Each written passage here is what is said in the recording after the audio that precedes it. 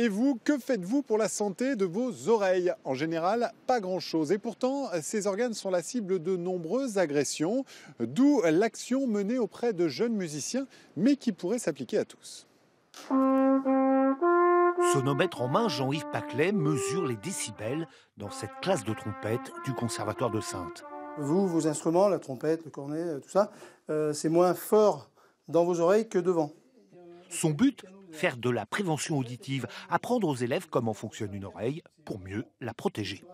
C'est un élément de notre corps dont on ne prend pas forcément soin parce qu'on n'a pas vraiment de douleur, on ne se rend pas compte du moment où on les fatigue. Et donc, ne serait-ce que le contrôle de son audition, on le fait beaucoup moins que le contrôle de la vue. Et le jour où on s'abîme les cellules, on perd des sons. Tu sais comment ça marche une oreille ? Maintenant oui, mais après sinon, avant je ne savais pas exactement.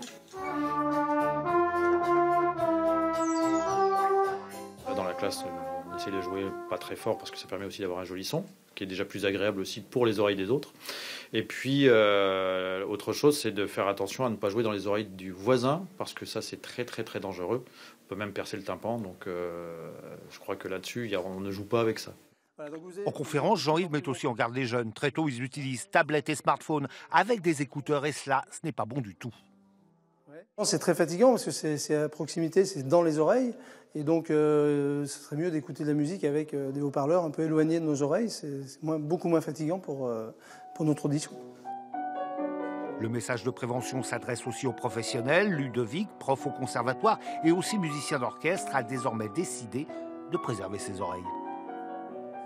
C'est des bouchons que nous a offert notre employeur et qui ont été faits donc sur mesure. Et donc c'est des filtres en fait, exactement. C'est-à-dire que quand on travaille, le son est moins, on entend, mais c'est moins agressif pour nos oreilles. Mais quand il s'agit de Chopin, on a envie d'écouter sans filtre et sans modération.